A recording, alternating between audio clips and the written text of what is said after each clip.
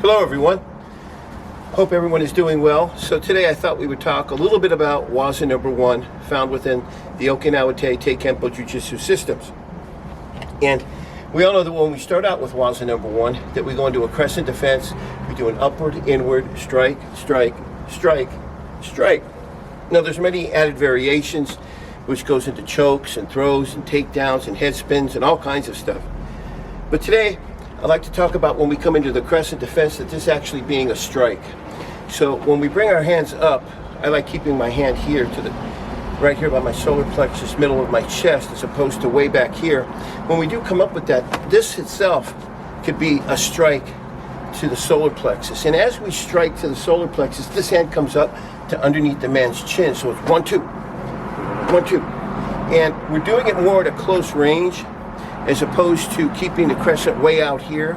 We're doing this as a strike because we don't want to leave our arm out here to where if the man has a knife or he could grab our wrist, or he could grab it and punch with his rear hand. So we don't want to really leave the crescent defense way out there. We want to do it as a strike. And then this hand coming up is a strike under the chin. So it's 1, 2. See, it's 1, 2. So as we come up where we strike here and then we come up under the chin, then we follow up with the strike, solar plexus strike, strike to the chin, and then come down across the neck, or on the collarbone, excuse me. And when we're doing that collarbone strike, we want to put emphasis behind it. We want to put our weight behind that strike as we're striking to the collarbone. So once again, this is just an added variation to Waza No.1.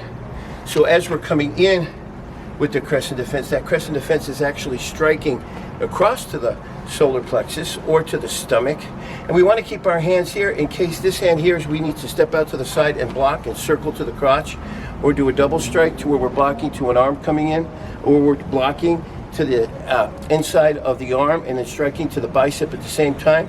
And the combinations are endless and endless and endless. So the most important factor is in this particular technique is when we come in with the crescent defense that this is a strike. And if you notice, I'm using both hands as I'm striking. I'm not doing this. I'm putting my momentum behind that strike. So it's 1, 2 as we're coming up. 1, 2, 3, 4, 5. Right? 3, 4, 5, 6. Now you notice my variation changed, where I used the circle coming into the collarbone strike, as opposed to coming across the eyes. This could be coming across the eyes and striking.